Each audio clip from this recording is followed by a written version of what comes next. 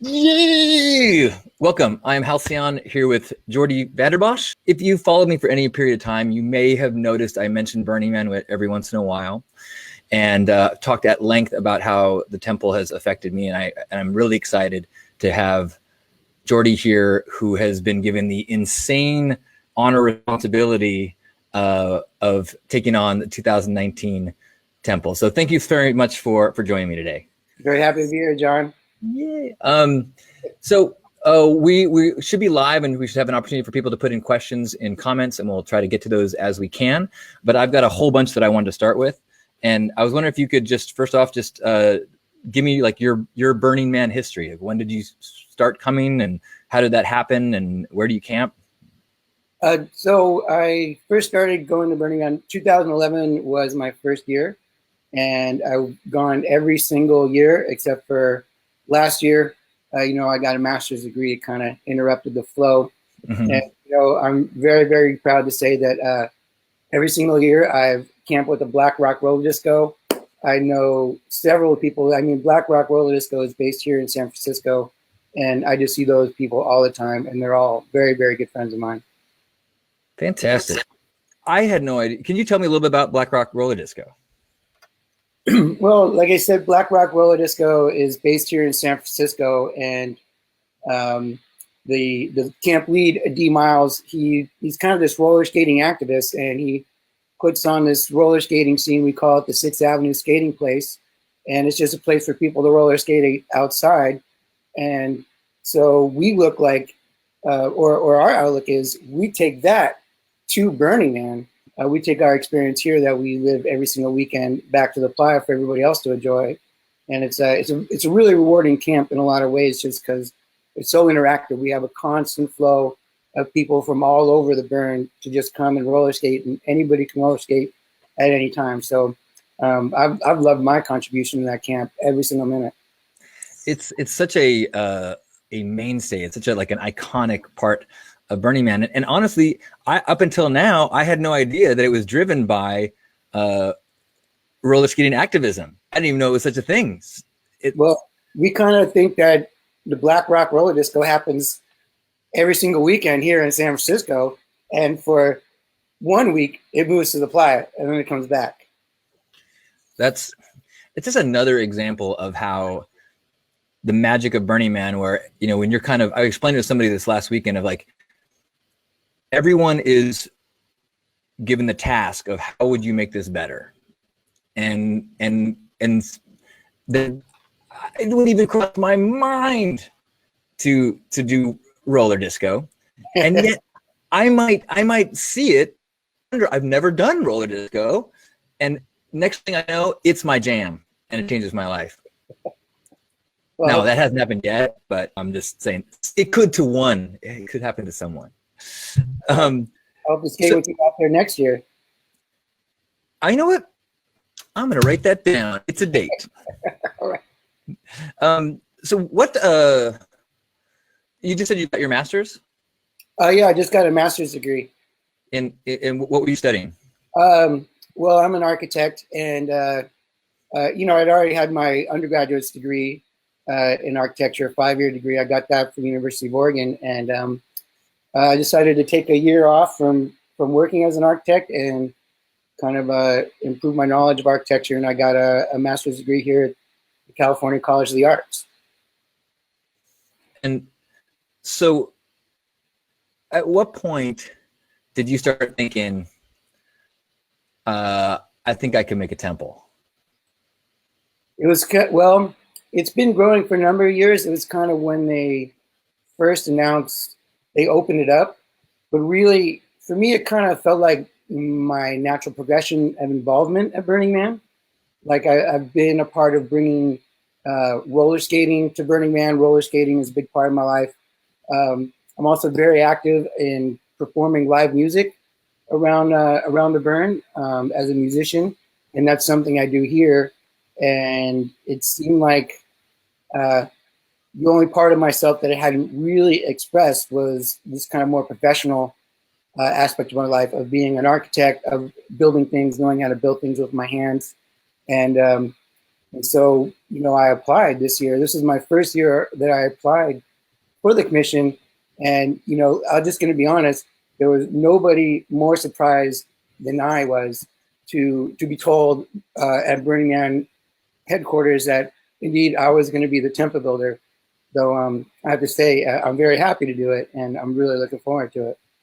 Right on. So have you had any special experiences with temples in the past at Burning Man? I wrote this in a post a little while ago, but, and I hope this doesn't come across the wrong way, but when I first started going to Burning Man, I just was not going near the temple. That was just not something I was prepared for. Like emotionally, I had a lot of people very close to me pass away. And so what got me to go there was a request of a friend of mine who had moved to Paris. And while she was gone away, one of her burner friends had passed. And literally, I'm on my way to the burn. I'm pulling into Reno. She calls me on the phone and she tells me about this. And she gives me a message to write for her.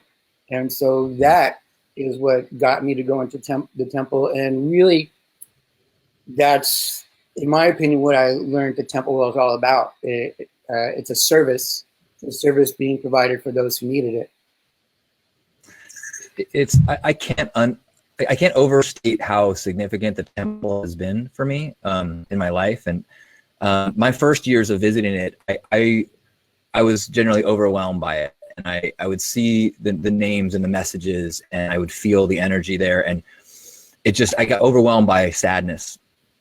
And then about like 7 years ago or something, I had this switch where I suddenly noticed or became aware that every expression of grief was like an echo of a depth of love. And so I suddenly started seeing all of these expressions as just this documentation of profound love. And now I have this kind of intense experience.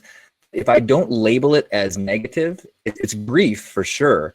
But if I just let it come over me, it's almost like I've been calling it ecstatic grief, where I just surrender to this powerful feeling and bawl crying. And it ends up being one of the highlights of my year. And I look forward to going there and just like losing it. And it's funny because someone will like put their hand on my shoulder. I got snot all over the place. Like, are you okay? Are you okay? It's going to be okay. I'm like, it's perfect. It's perfect. Don't worry. Like last year, one of probably the worst thing that happened to me over the course of the year was I had a campmate who took his own life. That's and then, which, it's a lot to that story, but grieving for him in the temple was then one of the highlights of my year. Like that, having that space and allowing this like very human experience to be just intense and sitting with the intensity in this place that let me experience it however I needed to is profound. And so I guess I'll lead that into a question. What's it like to be responsible for something that means so much to so many? It's very intimate.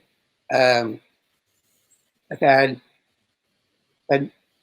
every burner that I've ever known and every single burner that I have not yet met living inside my head for a long time. Like, have all been inside me, and I've had to force myself to think about all the burners. We know there's a huge diversity of people out there. They're not all people at the roller disco, and I had to think about every single one of them and what they might need and how I could create a space that would facilitate their needs so they could perform the actions that they might need to have, which, as you said, those are some of the most intense and sacred emotions that a person can ever experience. It is love, it is loss, it is grief, and those are some of the most powerful things, and we all share those. But when I was able to realize that all these other people's emotions, they're all the same kind of feelings that I'm feeling inside. So whenever somebody else feels grief, it's similar to what I feel. And so that was a transformatic revelation. But I don't know if I'm still quite over it. A lot of these people are still living in my head, and I have yet to still actually physically build this temple. So it's still a journey, because now, and that's part of the reason why I'm having this interview is these burners have been living in my head abstractly. And as a temple builder, I've been just a kind of abstract, intimidating name on our webpage, right? Now, hopefully, I appear more human, just like any other burner. And indeed, I'm going to now meet many, many more burners who are going to help me build this temple. I'm going to meet them as they use this temple. So now they're not going to be abstract. They're going to be perfectly real. And I have that to look forward to. That's beautiful. You talked about thinking about the needs of the different people. Can you explain a little bit what some of the considerations that you were thinking about as you working on the design? Yeah. So, in the practice of architecture, when you study sacred space, there's kind of two divergent paths to create that. And one, I think, we're more familiar with in the temple design, where you have this kind of large, grandiose space. And that's kind of following the logic of like cathedrals in Europe. They have a steeple and they have a lot of kind of dazzling beauty. And that's to kind of instill with you a sense of the sacred of the beauty of life. And that's one way, and it's a perfectly valid way. When I started this design, when I was thinking about how people might feel in this space, I felt like maybe I wanted a more quiet space so people could get more in tune with emotions or their emotions, or feel more safe. So a lot of this is about safety, and part of that is by enclosing the area, and from the rest of the burn, it's very enclosed. There's a lot of shade, but there's also different types of spaces there. So maybe someone wants to be in a smaller space. Maybe someone wants to be in a larger space, places where they can get away from the crowds. And I have other places like the koi pond, which is going to allow people to just kind of stare at these beautiful koi and be alone with their own feelings. And so those were a lot of the considerations that I've had. And but mostly a lot of the activity that goes into the temple is the users being able to transform it themselves, being able to leave their mark, being able to leave their memorial. So this entire project just has places all over for that. There's going to be shelves for people to create their own altar, so it can be very interactive. And if you look up close to the slats on the side, the siding, I view each one of those slats as like an unwritten line on a piece of paper, just waiting for somebody's story to be written there. And I can't wait to read those stories. Nice.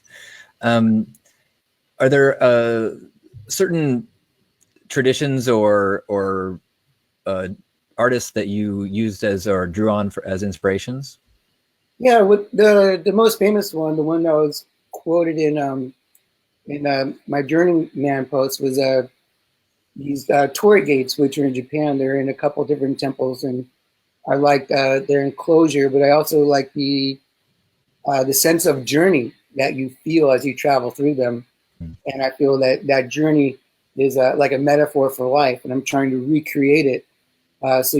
In life, you start off very small, and so this temple starts off very small, and then you slowly grow. And if you look in the middle, my temple breaks. And lots of times we have a life-changing experience. And then, of course, our life tends to diminish. And that's what the direction in the temple direction is all about.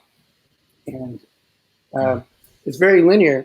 And that might be a little forceful on my part, is I'm trying to have everybody have a similar experience. So they can realize their journey is the same as another person's journey, and maybe feel closer together that way. But to also answer your question, I also thought about other places that are just incredibly simple, yet still maintain a sense of sacred. And so one of them would be Stonehenge, which kind of has that simplicity. And another one maybe is a less well-known, but there's this temple in Egypt called the Temple Karnak. And it looks like it just grew right out of the desert. And so I'm hoping my temple has a little bit of that as well. We'll see. I don't know. One of the things that I feel like I've learned very intimately at Burning Man is that, you know, you can make anything sacred, you know, like the people and the intention and can turn a circle in the dust into a sacred space. And, you know, Pink Heart, my camp, is not a very elaborate in terms of like our technology or our building. It's fairly simple, but we put a lot of energy into a container. And I love that even with all the effort that you're putting into it, if you just put a circle of wood on the ground, you know, it would still, the community would make it special. So then it's like everything you're doing is like amplifying our ability to flex and express our sacred stuff. So I can't wait to see it. Well, what you're paraphrasing is a very powerful lesson that I learned as an undergraduate. A professor of mine, Kevin Newt, amazing individual, he taught us that human beings, we don't, like in our architecture or designs, we don't create space. The space was already there. We can't create more space. Space is like on this planet, it's finite. What we do is we create place. And he started teaching us all these examples of where a place is made. And you're exactly right. He first started off with the most simple forms of placemaking, a little bit of order brought to nature. And from there, it progresses on to more complicated lessons in architecture. But the fundamental is exactly what you said. So, you know, that was very insightful of you. Cool. Well, then I can skip undergraduate and go straight for my master's in architecture. If you are listening and have any questions for Geordie, go ahead and type them in, and I will share them as I see them. I had one question that someone sent me already. They said, is Vesper wanted to ask, is the temple going to be aligned to the cardinal directions or to the city? And was that something they thought about? It's aligned to the city. Oh. So if you look at it, it's orientated in the long way towards 6 and the other side out the deep playa. And then the crack in the middle would be, one side would be like 9, and I guess the other side would be 3, right? Yeah, I have that right. Yeah, I'm not good at math. I'll trust you. When you were putting together, or I guess as you're looking forward to this undertaking, what kind of skill sets and people do you need to have on a team? Probably more than I realize, but you know, I'm kind of a builder and a designer. So looking forward, you know, of course, I'm going to need a lot of woodworkers. There's going to be a very large team. The number I keep hearing is 120, potentially in the camp, though I don't have the final word on that, but certainly there's going to be more people involved. So there's going to be like managerial tasks. There's other tasks like this, like PR, personal relations, all sorts of things. And I'm having a constant stream of a lot of my close friends who have built much larger pieces of art than I have and who have been involved with the temple. I'm under constant advisement. So Nice. I really feel like I'm in good hands. And, you know, a shout out to Burning Man right now. You know, when people refer to them, they say the BM or the board, but really they are some really nice and incredible people. And I feel really supported by them. Fantastic. That's been my experience too. Mm-hmm. What was I just going to ask? I saw a post about a lighting announcement. Can you tell me about how lighting is being handled? Sure. So the lighting will it's probably a combination of 3 things. I have this really wonderful friend of mine, Ming Jing, and she just worked on that incredibly elaborate lighting project, the Rainbow Bridge. Yeah, So good. So Chris, good. wonderful friend Josh Zubkoff and others. So she approached me with this, and I got to hand it to Ming Jing. The Rainbow Bridge is kind of one expression of light, and when she proposed an idea for the temple, obviously you wouldn't have the same kind of lighting effects from one project to the other. And she was such an intuitive artist that she immediately picked up on that and had some really exciting ideas. Which I think everyone's going to enjoy. And then another one is not really shown in the renderings because obviously I didn't know what form it was going to take. But my good friend Shaka Khan, her husband Matt Elson is a fantastic artist, and he's making a string. What are going to be some really ornate or organic lanterns hanging down the center. And he just showed me some shots of him collecting the materials for that, which I think the basis is going to be repurposed vines from a vineyard. So we went to this vineyard before all that was going to get mulched over. Showed me these wonderful pictures of him collecting them with his son. What a beautiful scene, and collecting those to make his lanterns. And then finally, the koi pond, which is this pond with like 50,000 LEDs. It reflects brilliant colors off of the underside of the bridge, and possibly even underside of the temple itself. Nice.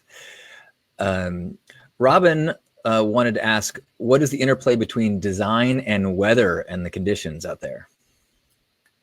Well, you're never quite sure what the weather's going to be out there, right? So lots of times, I've seen people camp out in the temple for a period amount of times for whatever reason. So in that aspect, I'm trying to make a fairly enclosed and protective environment. And then within that protective environment, there's lots of openings. So I'm hoping there's going to be a great interplay between light and shadow within there, and just these kind of bold streaks of light streaking in and moving all around, and ideally creating a very dynamic environment with light and shadow. Cool. How do you have to, I guess, what goes through the process of figuring out how to do what you need to do with such a limited time on Playa? Well, for myself, being an architect, I've sat in countless meetings where the discussion is basically how are we going to build it? And, with the contractor and the client, the structural engineer, and myself. So, I do have this kind of sequence in my mind of how this is going to be built. And that's also, in a way, was kind of an interesting spiritual influence. I'm hoping that on the playa we can tilt it up, so that'll be constructed on the ground and tilted up. And of course, some of the people most famous for that are like the Shakers, that religious community, and that's like a huge community bonding event where they have everybody in the community all get together, and they literally tilt up. It's called a barn raising. So instead of a barn raising, we'll have a temple raising. Nice. Jamin asking, so how much of the temple will be built off Playa? I'm hoping the majority of it will be built off Playa, and that we'll ship it in components, and then the components will be assembled on the Playa. Because a lot of the people that I've talked to, past temple builders, you kind of wanted to eliminate as much on Playa construction as possible, because we all know how unpredictable the Playa is. And so, if it's raining out there, you just lost 2 days of temple construction time. And so if you can eliminate that as much as possible, that's one strategy. But additionally, building stuff is really moopy. I'm already going to have to clean up after this temple after I burn it down. So if you can eliminate as much moop involved with the temple, that is what we all want. We all want as little moop on the playa as possible, right? Right. Right. Speaking of Moop and leaving no trace, do you have a favorite principle or a principle that has influenced your life more dramatically than others? Oh yeah, that's gifting. Definitely Yes. gifting. I've just given a lot on the playa. Particularly one of the things I do out there is I'm a leader of a large group of drummers, and we perform right before the man burn. It's called the ambient drummers. And I've also been involved with a certain part of that where we literally parade all around the man. I don't know if you've seen that. We accompany the flame and we accompany Crimson Rose, and we do this ceremonial procession. And I've had people in my group, for whatever reason, they no longer had their drum, or they showed up without a drum or a musical instrument, and I always go out with more, and I always leave with less drums. And so I've Nice. given away all kinds of things like that. But that's definitely my favorite, certainly.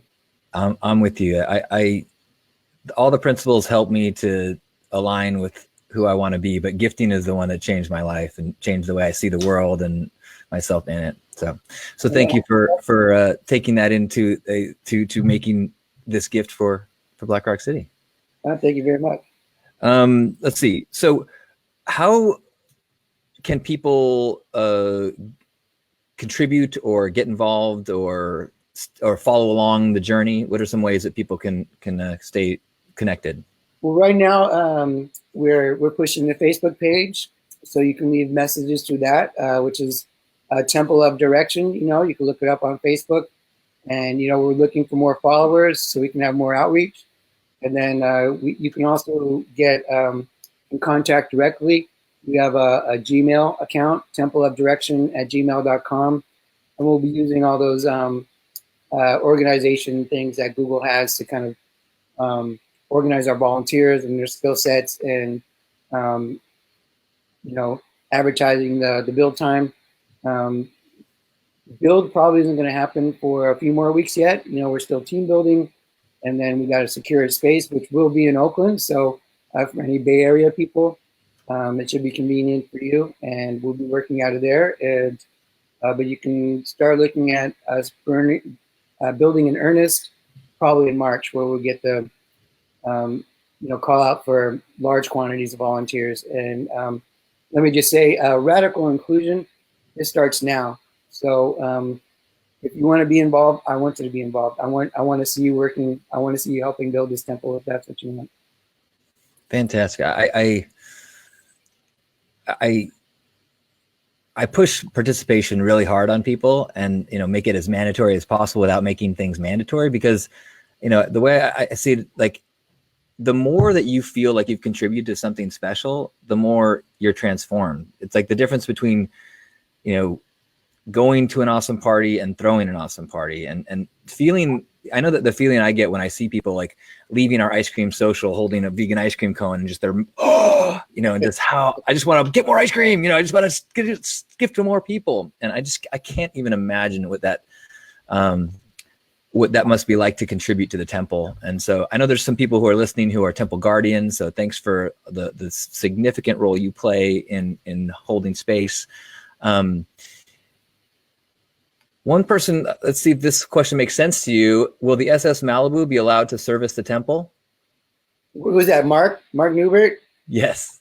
You get that thing running. That's a comment from one of the communities here that is very important to me. They're called the Brass Tacks. We're kind of a music collective. We throw a lot of parties. We have a lot of DJs. And a lot of people in there have been very instrumental in bringing art to Burning Man, particularly Peter Hudson, of course, the creator of the Koi Pond, Jojo Martin, is a part of the Brass Tack. So, yeah, thanks, Mark. Let's see. We got time for a couple more questions. We've got Jamin want to know, was there any hidden features with the temple that we don't know about yet? Well, I guess if I tell you, it's not so hidden, but there's one aspect, maybe it was too subtle, but you might pick up on. If you look at the if you look at the temple from the side, I try to make this as simple as possible, and try to think about what there are on the playa. The playa is playa and mountains, and you got the sky, right? So if you look at the temple from the side, you can see how it's flat. Well, that's the playa.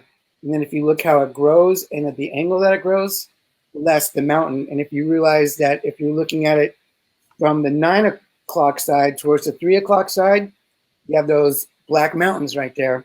And I'm hoping you'll be able to see. That's a concept called borrowed landscape in Japanese garden design. And I'm hoping maybe some people will pick up on that. It's a little on the subtle side, but maybe people more now. Okay, that's an Easter egg. Sweet, I'm in. Is there anything that you want to announce or let people know or share that I've forgotten to ask you about, or that?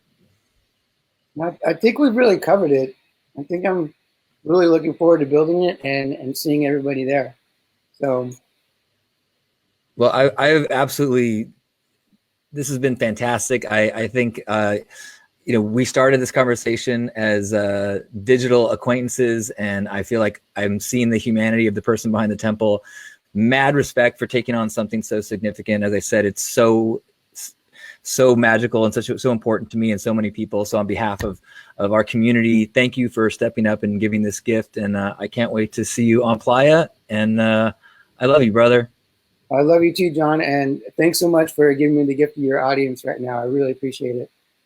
All right, we will see you guys in the dust, and look for the web, the Facebook page, and more for updates and how things are coming along. All right, take care, John. Thanks, Geordie. Bye-bye.